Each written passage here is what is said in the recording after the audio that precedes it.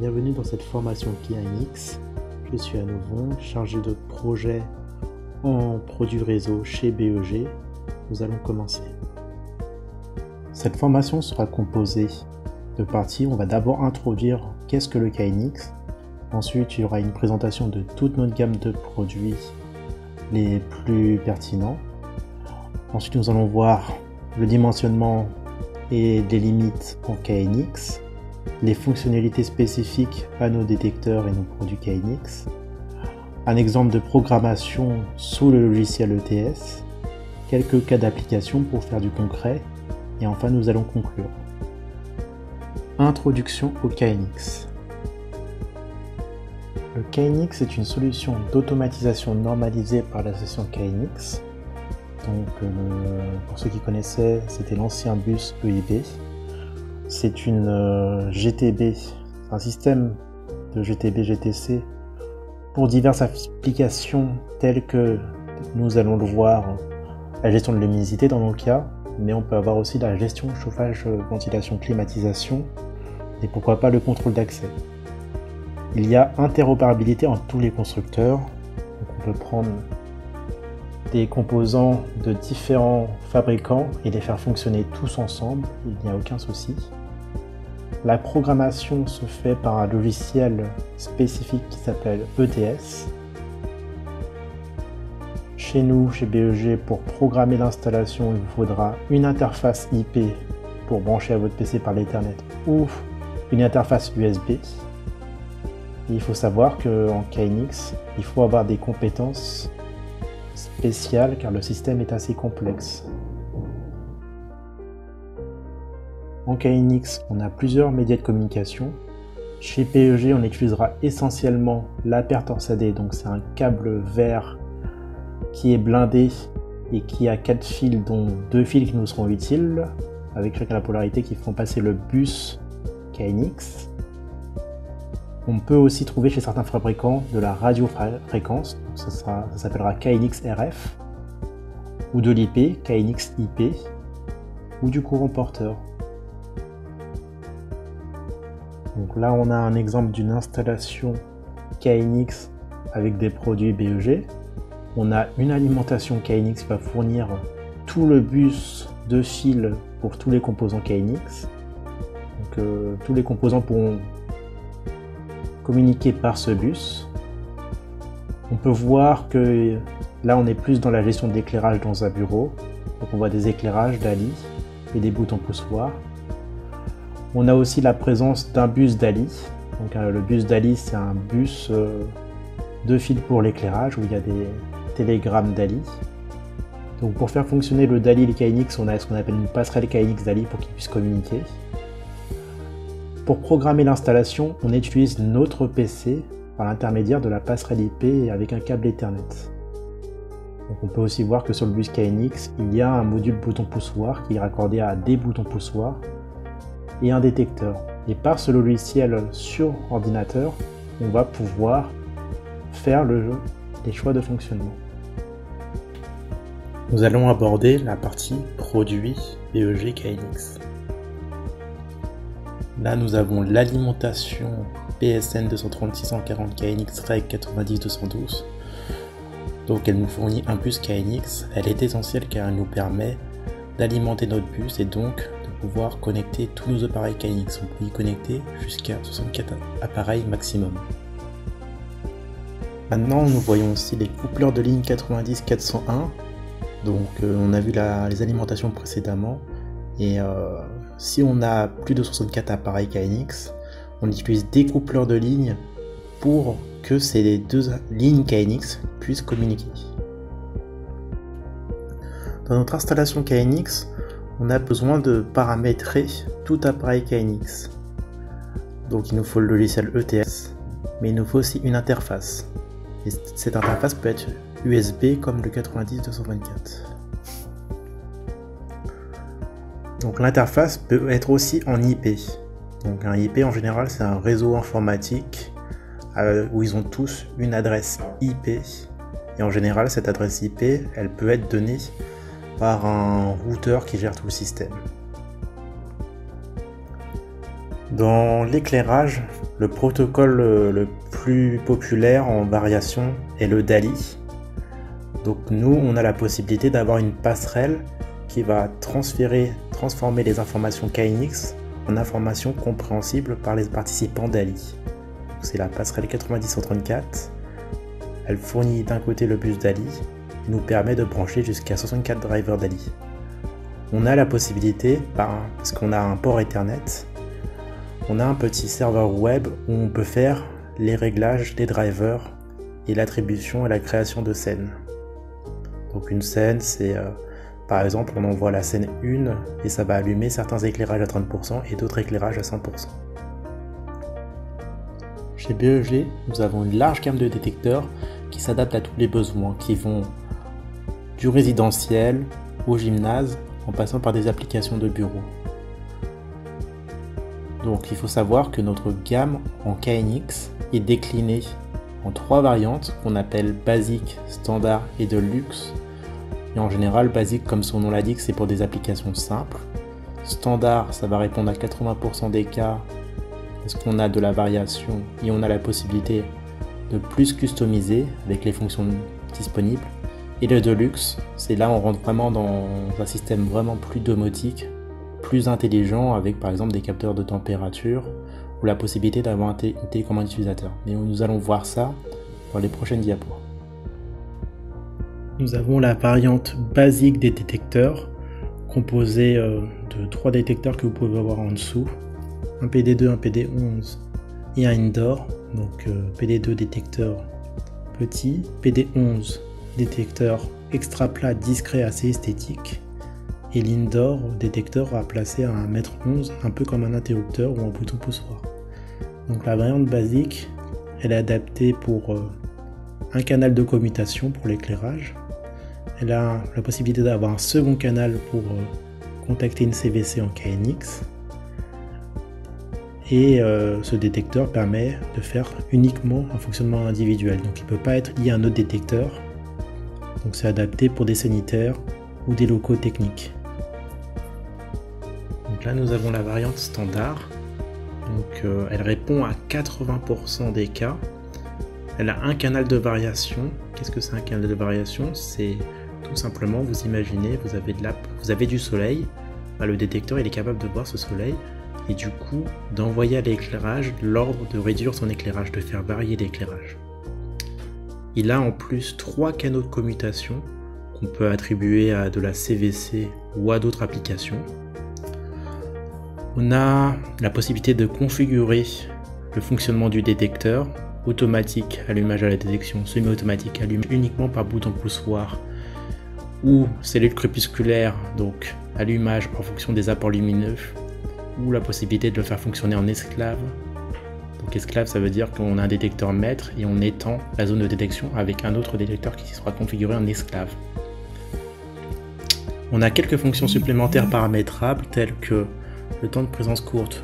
Vous oubliez vos clés, il n'y a aucune raison qu'on allume 100% du temps, on ne va pas allumer 10 minutes pour faire des économies d'énergie. Si vous avez juste oublié vos clés et que vous êtes présent moins de 10 secondes par exemple, on va allumer que 2 minutes.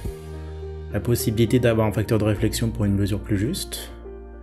On peut stocker plusieurs valeurs de consignes, donc par exemple si on combine ça à une horloge, on a par exemple 300 lux de consignes la journée et 150 lux la nuit, donc ça peut être une application pour des EHPAD par exemple. Nos détecteurs ils ont aussi la fonction lumière d'orientation, donc c'est une lumière de balisage à la fin de la temporisation, au lieu de s'éteindre, ça va se mettre à niveau de pré-éclairage, par exemple à 20% de la puissance de l'éclairage. Donc c'est très adapté pour des bureaux, salles de réunion et divers exemples tels qu'on a vu. Donc une présentation rapide de notre gamme ci-dessous en standard avec les mêmes qu'on a vu en basique, mais avec en plus des détecteurs qui ont des plus grosses portées. Voilà. La variante Deluxe reprend les fonctionnalités de la variante standard, mais on a quelques fonctions supplémentaires un peu plus intelligentes telles qu'un module logique qui nous permet une programmation avancée, c'est-à-dire qu'on ajoute une condition, par exemple, il y a présence et il y a du soleil, donc on remonte les stores. C'est un exemple. On a un capteur acoustique qui, à la fin de la temporisation, permet de relancer par le bruit l'éclairage, ou en tout cas le détecteur. Un capteur de température qui permet de remonter la température que le détecteur voit. Une simulation de présence, donc sur une plage horaire, vous pourrez allumer de manière aléatoire l'éclairage. Et on a la possibilité de programmer une télécommande 5 touches, donc qui nous permettra de, par exemple, allumer l'éclairage, éteindre l'éclairage, faire varier, faire un scénario, monter les stores, descendre les stores. Chez BEG, nous avons une gamme très étendue. Donc pour choisir son détecteur, en général, on regarde première chose la hauteur, car on a des détecteurs pour grande hauteur et des détecteurs pour des basses hauteurs de montage. Le type de montage, est-ce qu'on a un faux plafond ou non? Pour quelle application? C'est toujours important de savoir si on souhaite faire de la variation, de la commutation, etc.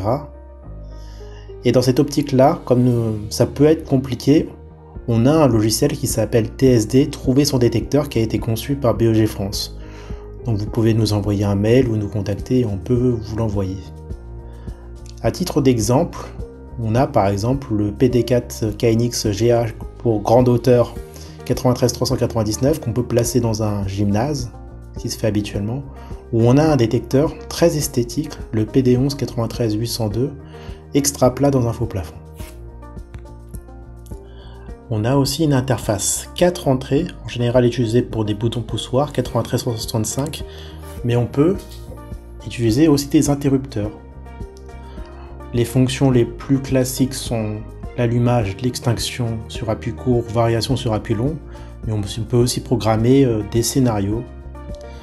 On a aussi une fonction compteur ou séquençage. Donc le compteur, c'est tout simplement dès que le module bouton poussoir reçoit une impulsion, ça compte le nombre de passages, pourquoi pas. On a le séquençage, donc c'est pour envoyer plusieurs objets en même temps lors d'une impulsion.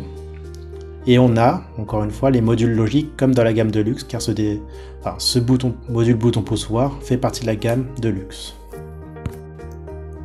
On a un écran tactile pour avoir une visualisation ou pour faire des dérogations, pour allumer, éteindre, pourquoi pas voir la température. En plus de ces fonctions assez classiques, on a une horloge. Donc on peut, par exemple, grâce à cette horloge dans cet écran tactile, activer une fonction à 20h. Par exemple, à 20h, tout l'éclairage d'une pièce s'éteint. Pour compléter notre gamme, on a aussi des actionneurs de store qui nous permettent de commander des stores ou volets roulants qui ont des interrupteurs de fin de course. Après, on a en KNX, tous les objets sont normalisés et permettent d'interagir avec d'autres appareils sur le système KNX. On a l'actionneur de commutation 93 930 qui a 4 contacts secs. On a la variante à 8 canaux, donc on peut la voir sur notre site internet. Si vous vous connectez, vous avez une autre référence. Et ça nous permet de commuter des charges. Ça peut être de la LED jusqu'à 300 watts LED, ou ça peut être des charges résistibles COSFI 1 jusqu'à 2300 watts par canal.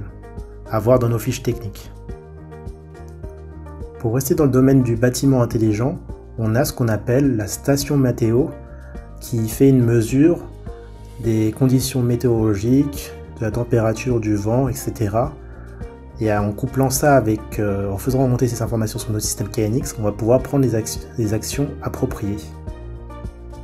Donc la télécommande IRPD KNX Mini, elle est compatible qu'avec les variantes de luxe. Les touches sont programmables sous le logiciel KNX. Et là, vous avez un exemple de programmation type. Donc, quand vous allez pointer vers le détecteur, si vous appuyez sur 1, ça va allumer ou éteindre l'éclairage. 2, ça va faire varier l'éclairage. 3, monter les stores. 4, descendre les stores. Et 5, un mode projection, donc c'est un scénario. On peut imaginer un scénario du type, ça va activer un contacteur qui va faire descendre un écran. Et ça va en même temps activer une ambiance lumineuse de manière à ce que ça soit suffisamment confortable pour une projection. Donc là, on a pu voir les produits et une introduction à notre système. Maintenant, nous allons voir les dimensionnements et les limites en KNX. Donc, qu'est-ce qu'une ligne KNX? En général, une ligne KNX, pour avoir une ligne, il faut une alimentation KNX qui va fournir ce bus KNX. Sur ce bus, on va pouvoir connecter jusqu'à 64 participants. Les participants peuvent être de type détecteur, une passerelle KNX DALI pour relier à l'éclairage, une interface IP ou USB pour pouvoir faire la programmation, et des modules 4 entrées bouton poussoir pour allumer, éteindre, faire de la variation ou activer d'autres fonctions. Cette ligne KNX, normalement limitée à 64 participants, peut être augmentée jusqu'à 255 participants à condition de rajouter ce qu'on appelle des répéteurs de ligne. Et sur ces répéteurs, il faudra ajouter en plus des alimentations. Maintenant que nous avons vu une ligne KNX, on peut avoir, pour un grand bâtiment, on peut imaginer par exemple une ligne KNX par étage, et on veut coupler tous ces étages pour raccorder à une GTB ou à une visualisation par exemple. Donc, pour pouvoir coupler toutes ces lignes KNX, on va utiliser un coupleur de lignes. Donc une ligne KNX, un coupleur, une ligne KNX, un coupleur, une ligne KNX, un coupleur. Et ces coupleurs de lignes communiqueront sur une ligne principale où il y aura une alimentation. On a vu qu'on pouvait coupler des lignes, mais si cela n'est pas suffisant, on a ce qu'on appelle des coupleurs de zone qui vont nous servir à coupler des lignes. Ça peut nous être utile pour des bâtiments qui sont gigantesques. Le principe reste le même avec une ligne principale avec une alimentation. On a la possibilité d'utiliser des routeurs IP à la place des coupleurs de ligne. La contrepartie est qu'on est dépendant du réseau IP. Donc là, on a les différentes topologies du bus KNX. La seule chose qu'il ne faut pas faire, pour résumer, il ne faut jamais faire de boucle. Sinon, tous les types de topologies fonctionnent très bien. Nous allons parler des limites sur une seule ligne KNX. Je répète, une seule ligne. Donc on a une distance minimale en 2 alimentations sur une seule ligne KNX de 200 mètres. On a une distance maximale entre un participant et une alimentation de 350 mètres. On a une distance maximale entre 2 participants de 700 mètres, sinon ils ne peuvent plus communiquer sur la même ligne KNX.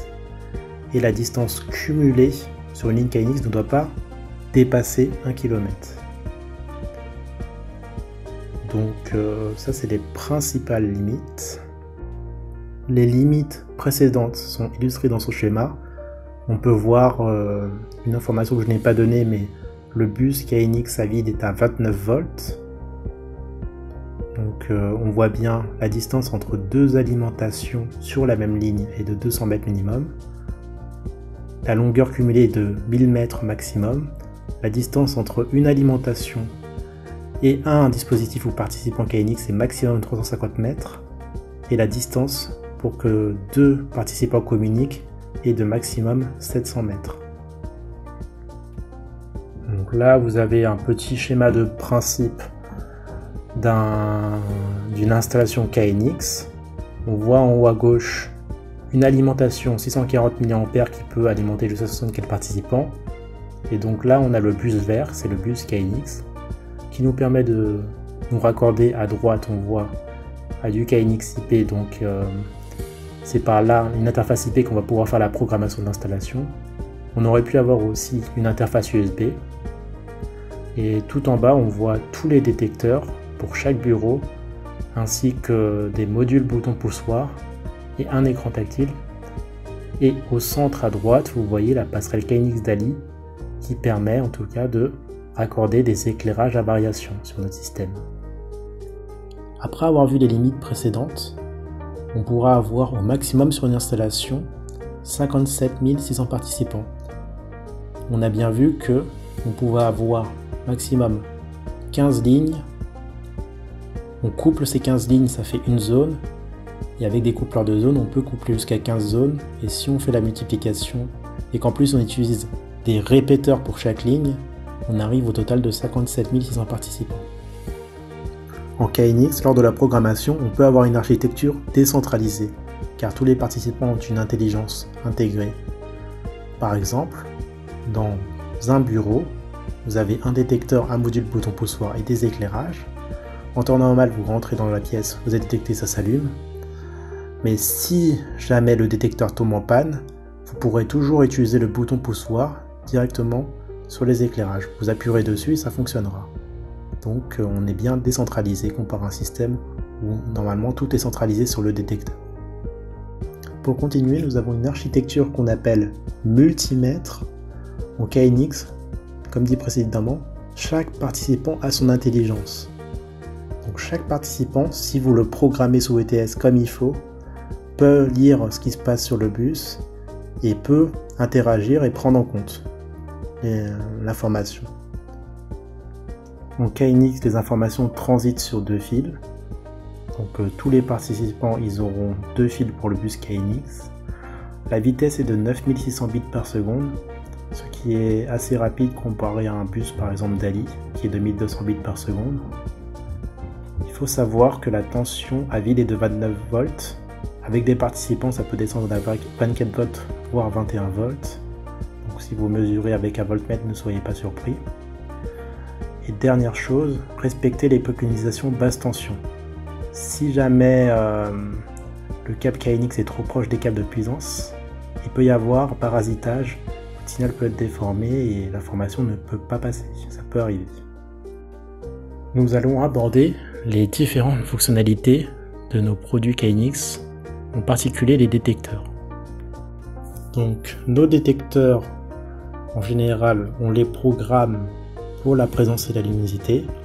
Donc quand vous êtes détecté, ça s'allume, et quand vous êtes absent, ça s'éteint. Mais on peut en plus coupler ça à de la variation. Donc s'il y a plus d'abord de luminosité extérieure, de soleil, ça baisse l'éclairage, et s'il commence à faire nuit, ça augmente l'éclairage. Après, les fonctions qu'on peut avoir, c'est on peut aussi demander ce qu'on appelle un mode semi-autonome ou semi-automatique. Donc là, c'est uniquement allumage par bouton poussoir. Vous rentrez dans la pièce, ça ne s'allume pas, vous appuyez sur le bouton, ça s'allume. Par contre, pour des soucis d'économie d'énergie, si vous êtes absent, ça s'éteint. En plus de tout ça, le détecteur en KNX peut être détecté en esclave. Donc vous avez un détecteur maître et un détecteur esclave qui va pouvoir envoyer l'information de détection au détecteur maître. Et la dernière fonctionnalité qu'on peut avoir, c'est ce qu'on appelle la cellule crépusculaire. C'est tout simplement, vous faites varier l'éclairage en fonction de l'apport de luminosité extérieure sans prendre en compte la présence. On a la possibilité de régler dans le détecteur ce qu'on appelle le facteur de réflexion. Donc cette diapo explique bien ce que c'est.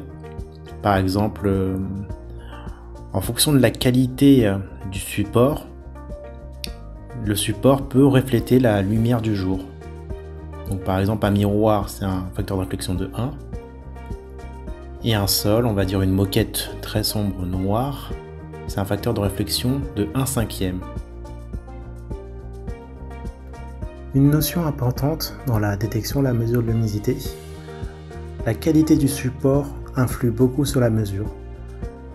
Vous avez dans le détecteur la possibilité de choisir le facteur de réflexion, mais il faudra le choisir si vous connaissez le support de réflexion. Par exemple, une surface type carrelage blanc a un facteur de réflexion très proche de 1, entre 1,5 et 1, et une surface très sombre, très opaque, a un facteur de réflexion de 1/5. Donc là, vous avez des exemples. Si vous ajustez mal le facteur de réflexion, la mesure de luxe du détecteur sera faussée. Nous avons ce qu'on appelle l'allumage progressif. Donc sur le détecteur, on peut choisir à quel niveau à la détection ça s'allume. Et si on est en régulation, donc ça va par exemple s'allumer à 10% et ça va atteindre sa valeur de consigne. On peut aussi laisser le détecteur choisir à quel niveau s'allumer en fonction de sa valeur de consigne. On a la possibilité de choisir la valeur à laquelle l'éclairage s'allume quand il y a détection. Mais on peut aussi laisser le détecteur gérer pour qu'il s'allume directement à la bonne valeur de consigne. La raison de l'allumage progressif, c'est-à-dire d'allumer à une valeur réglable, est tout simplement que parfois on veut ne pas éblouir à la détection l'utilisateur final. On a ce qu'on appelle le jour 1, jour 2 qui est de plus en plus demandé dans les nouvelles constructions. Donc le jour 1, jour 2, c'est en général une différenciation entre l'éclairage côté fenêtre d'une pièce et l'éclairage plus éloigné de la fenêtre, plus sombre en fait, où on veut que ça soit allumé de manière plus forte.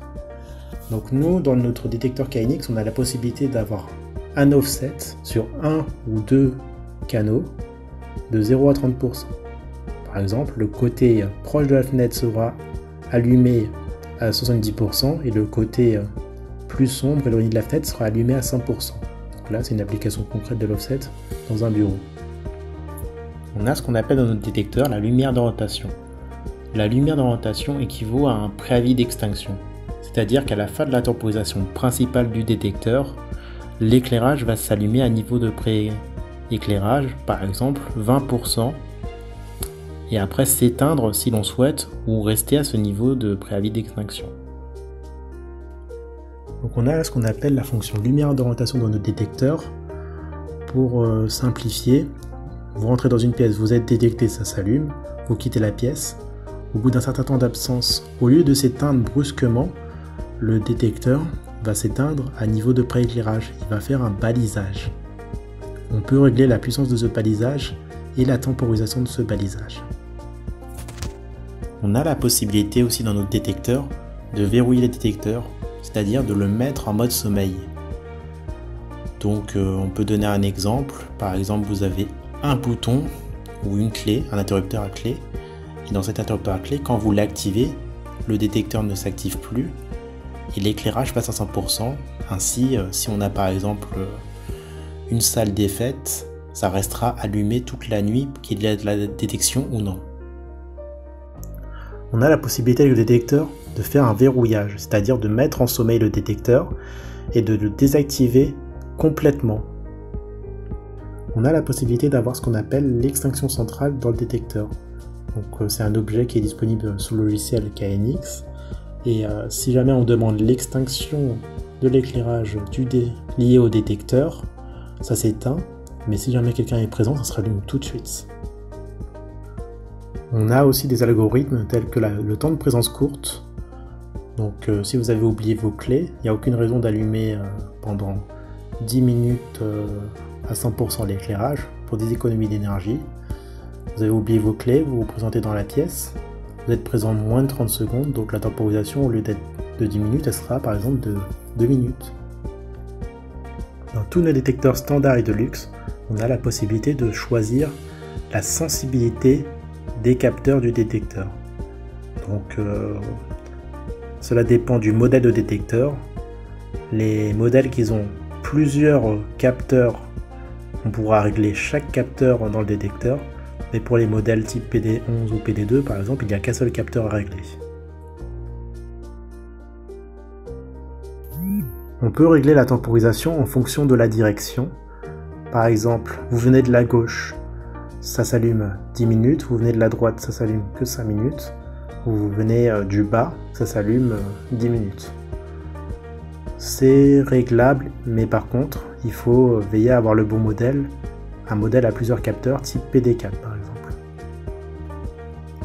Nous allons aborder la partie programmation, mais il ne s'agit que d'une introduction. Si vous souhaitez aller plus loin, il vous faudra passer par une formation KNX certifiée. Important, le seul logiciel qu'on va utiliser s'appelle ETS dans sa version 5, la dernière, et c'est le seul qui permet de faire une mise en service d'une installation KNX.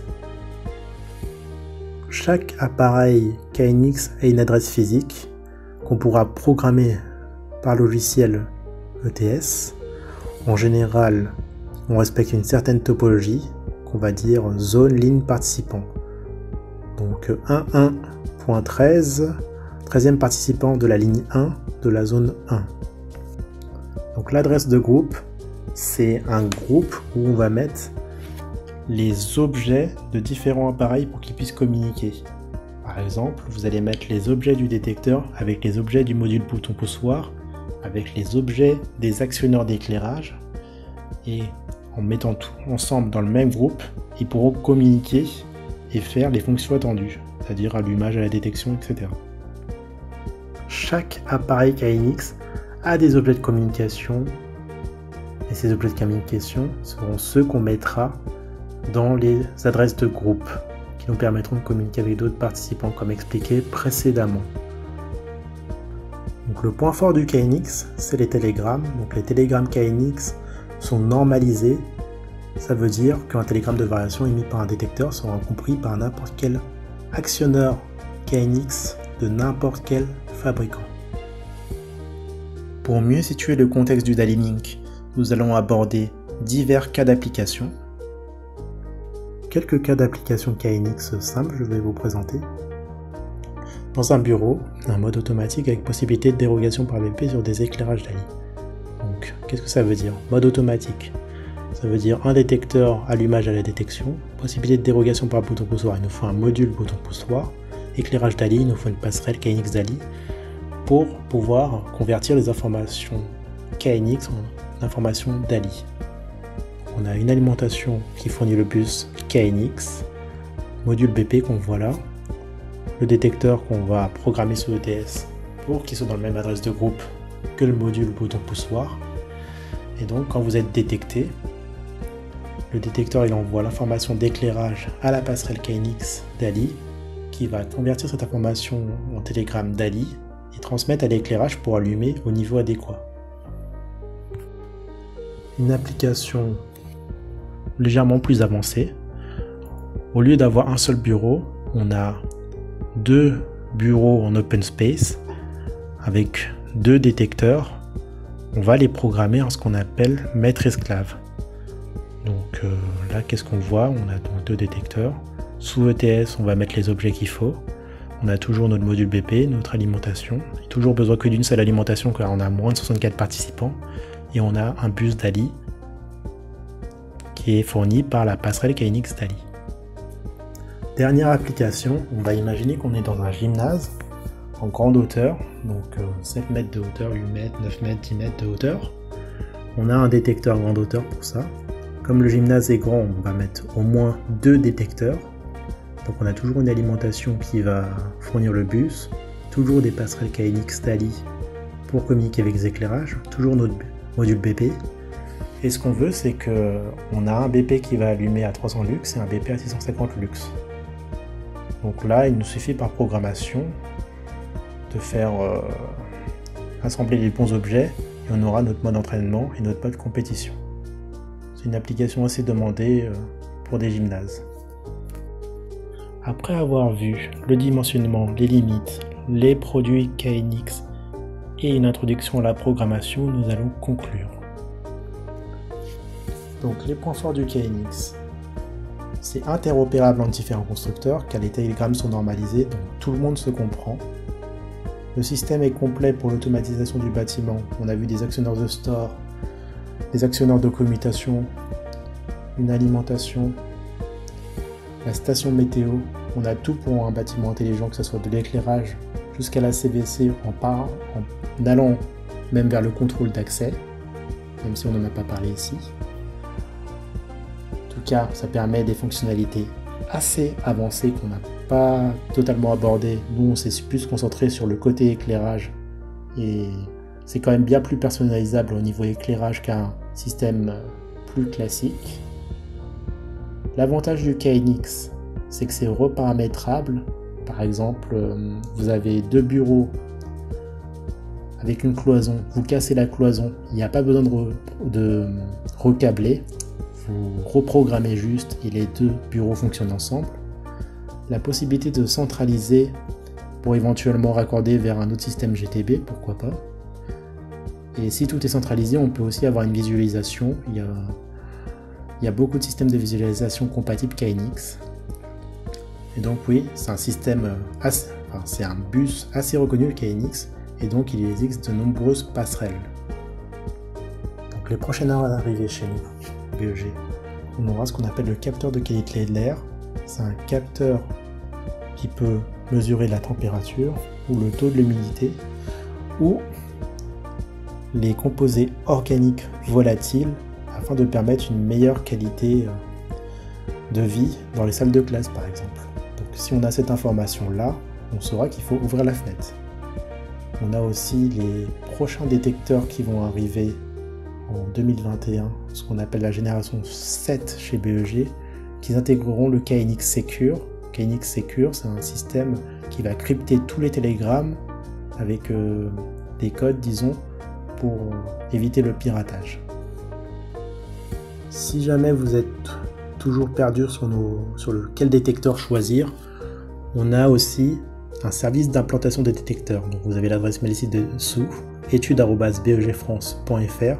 Si vous leur fournissez les éléments, c'est-à-dire les plans AutoCAD DWG, et dans votre mail vous définissez bien le besoin, la hauteur de montage, le type de pose, et éventuellement vous joignez les éléments importants type CCTP, on vous fera l'étude d'implantation gratuitement.